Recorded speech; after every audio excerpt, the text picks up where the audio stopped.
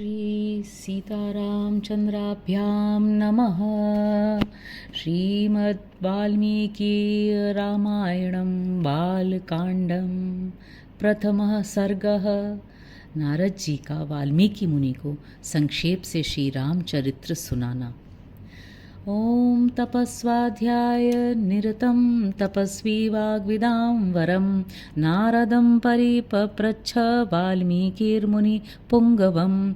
तपस्वी वाल्मीकि जी ने तपस्या और स्वाध्याय में लगे हुए विद्वानों में श्रेष्ठ मुनिवर नारद जी से पूछा, कोऽन्वस्मिन् साम्प्रतं लोके गुणवान् कस्य वीर्यवान् धर्मज्ञश्च कृतज्ञश्च सत्यवाक्यो दृढ़व्रतः।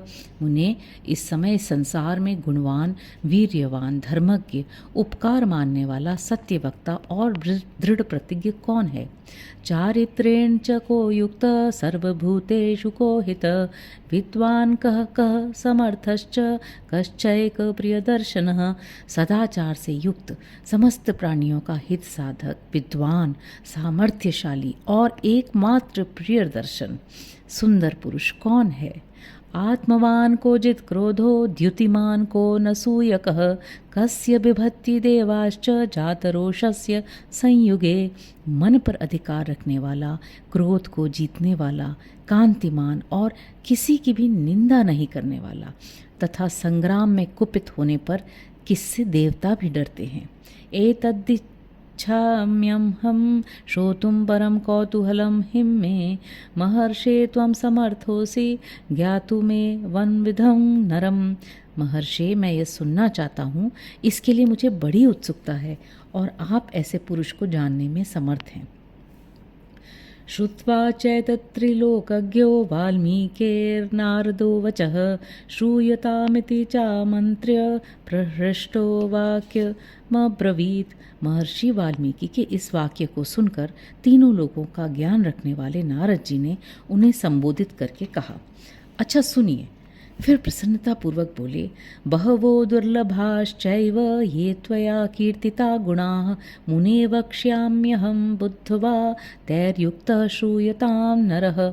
मुने, आपने जिन बहुत से दुर्लभ गुणों का वर्णन किया है, उनसे युक्त पुरुष को मैं विचार करके कहता हूँ, आप सुने। इक्ष्वाकुवंश प्रभवो रामो नाम जनैः श्रुतः नियतात्मा महावीर्यो द्युतिमान धृतिमान वशी। इक्ष्वाकु के वंश में उत्पन्न हुए एक ऐसे पुरुष हैं जो लोगों में राम नाम से विख्यात हैं। वे ही मन को वश में रखने वाले महाबलवान, कांतिवान, धैर्यवान और जितेंद्रिय हैं।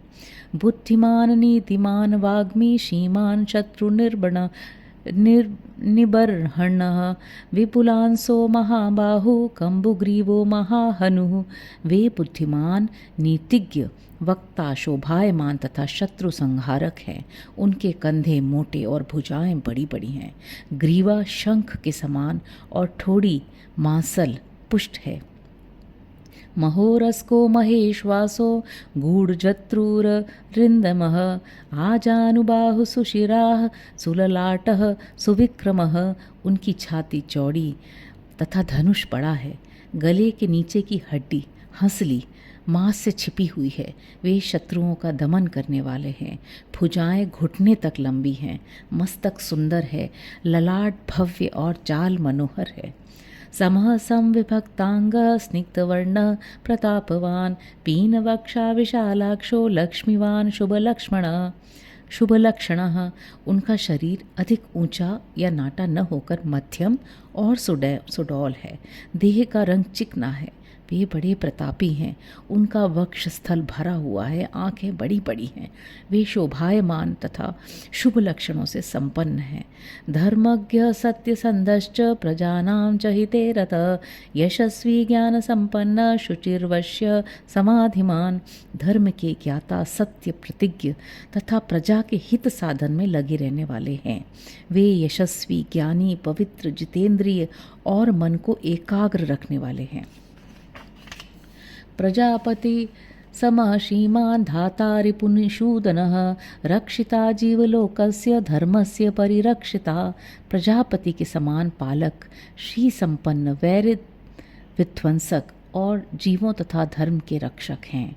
रक्षिता स्वस्य धर्मस्य स्वजनस्य च रक्षिता वेद वेदांग तत्वज्ञो धनुर्वेदे च निष्ठितः। स्वधर्म और स्वजनों के पालक, वेद वेदांगों के तत्ववेता तथा धनुर्वेद में प्रवीण हैं।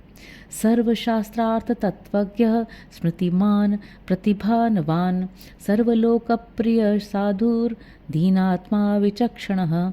वे अखिल शास्त्रों के तत्वज्ञ, स्मरण शक्ति से युक्त और प्रतिभा संपन्न हैं। अच्छे विचार और उदार हृदय वाले वे श्री रामचंद्र जी बातचीत करने में चतुर तथा समस्त लोगों के प्रिय हैं। सर्वदाभिगतः सद्भिः समुद्र इव सिन्धुभिः आर्य सर्व समश्चैव सदैव प्रियदर्शनः। जैसे नदियाँ समुद्र में मिलती हैं, उसी प्रकार सदा राम से साधु पुरुष मिलते रहते हैं। वे आर्य एवं सब में समान भाव रखने वाले हैं। उनका दर्शन सदा ही प्रिय मालूम होता है। स च सर्वगुणोपेतः कौसल्यानंदवर्धनः समुद्र इव गांभीर्ये धैर्येण हिमवानिव। संपूर्ण गुणों से युक्त वे श्री रामचंद्र जी अपनी माता कौसल्या के आनंद बढ़ाने वाले हैं। गंभीरता में समुद्र और धैर्य में हिमालय के समान है। विष्णुना सदृशो वीर्ये सोमवत् प्रियदर्शनः कालाग्नि सदृशः क्रोधे क्षमया पृथिवी समः धनदेन समस्त्यागे सत्ये धर्म इवापरः। वे विष्णु भगवान के समान बलवान हैं। उनका दर्शन चंद्रमा के समान मनोहर प्रतीत होता है। वे क्रोध में कालाग्नि के समान और क्षमा में पृथ्वी के सदृश हैं। त्याग में कुबेर और सत्य में द्वितीय धर्मराज के समान हैं। तमेवं गुणसम्पन्नं रामं सत्यपराक्रमं ज्येष्ठं ज्येष्ठगुणैर्युक्तं प्रियं दशरथः सुतं प्रकृतीनां हितैर्युक्तं प्रकृतिप्रियकाम्यया यौवराज्येन संयुक्तो मैच्छत् प्रीत्या महीपतिः। इस प्रकार उत्तम गुणों से युक्त और सत्य पराक्रम वाले सद्गुणशाली अपने प्रियतम ज्येष्ठ पुत्र को, जो प्रजा के हित में संलग्न रहने वाले थे, प्रजा वर्ग का हित करने की इच्छा से राजा दशरथ ने प्रेमवश युवराज पद पर अभिषिक्त करना चाहा। तस्याभिषेक संभारान् दृष्ट्वा भार्याथ कैकेयी पूर्वं दत्तवरा देवी वरमेन मयाचत विवासनं च रामस्य भरतस्याभिषेचनम। तदनंतर राम के राज्याभिषेक की तैयारियां देखकर रानी कैकेयी ने, जिसे पहले ही वर दिया जा चुका था, राजा जी से यह वर मांगा कि राम का निर्वासन और भरत का राज्याभिषेक हो। स सत्यवचनाद् राजा धर्मपाशेन संयतः विवासयामास सुतं रामं दशरथः प्रियम। राजा दशरथ ने सत्य वचन के कारण धर्म बंधन में बंधकर प्यारे पुत्र राम को वनवास दे दिया। स जगाम वनम वीर प्रतिज्ञां मनुपालयन् पितुर्वचन निर्देशात् कैकेय्याः प्रिय कारणात्। कैकेयी का प्रिय करने के लिए पिता की आज्ञा के अनुसार उनकी प्रतिज्ञा का पालन करते हुए वीर रामचंद्र वन को चले। तम वज्रंतम प्रियो भ्राता लक्ष्मणोनुज गामः स्नेहाद विनय संपन्न सुमित्रानंदवर्धन भ्रातरम दयितु भ्रातु सौभ्रातृ मनुदर्शयन। तब सुमित्रा के आनंद बढ़ाने वाले विनयशील लक्ष्मण जी ने भी, जो अपने बड़े भाई राम को बहुत ही प्रिय थे, अपने सुबंधुत्व का परिचय देते हुए स्नेहवश वन को जाने वाले बंधुवर राम का अनुसरण किया। रामस्य दयिता भार्या नित्यं प्राण समाहिता जनकस्य कुले जाता देवमायेव निर्मिता सर्वलक्षण संपन्ना नारीणामुत्तमा वधू सीताप्यनुगता रामं शशिनं रोहिणी यथा पौरैरनुगतो दूरं पित्रा दशरथेन च।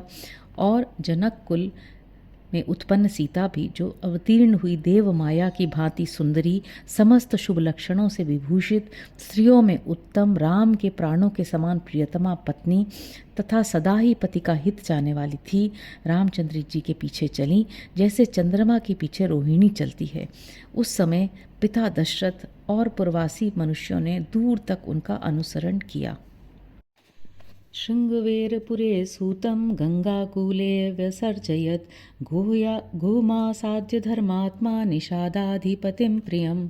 फिर श्रृंगवेरपुर में गंगा तट पर अपने प्रिय निषाद राज गुह के पास पहुंचकर धर्मात्मा श्री रामचंद्र जी ने सारथी को अयोध्या के लिए विदा कर दिया।